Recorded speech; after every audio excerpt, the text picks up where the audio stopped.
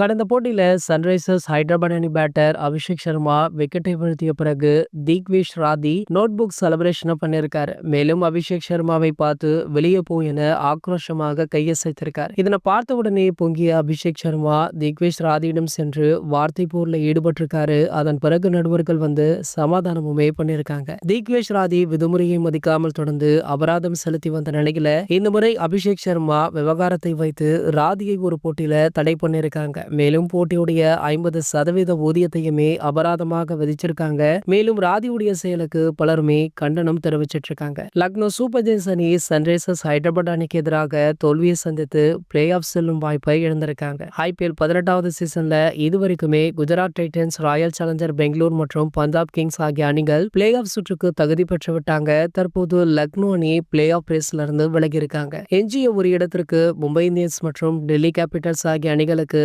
பலத்த போட்டி நடந்துட்டு இருக்கு. நாளைக்கு நடைபெறும் போட்டியில ஒருவேளை டெல்லிக்கு எதிராக மும்பை இந்தியன்ஸ் அணி வெற்றி பெற்றுவிட்டால் நேரடியாக பிளே ஆஃப் சுற்றுக்கு முன்னேறிவிடும். ஒருவேளை டெல்லி அணி வென்றால் அடுத்து 2 அணிகளுமே பஞ்சாப் கிங்ஸுக்கு எதிராக கடைசி லீக் போட்டியில விளையாடும் பொழுது அந்த போட்டியில வெல்லும் அணி பிளே ஆஃப் சுற்றுக்கு முன்னேறிவிடும் அப்படின்றதுமே குறிப்பிடத்தக்கது. இது போன்ற கிரிக்கெட் செய்திகளை பத்தி நீங்க உடனே தெரிஞ்சுக்க நம்மளுடைய கிரிக்கெட் நியூஸ் அப்டேட்ஸ் சேனலை மறக்காம சப்ஸ்கிரைப் பண்ணிக்கோங்க.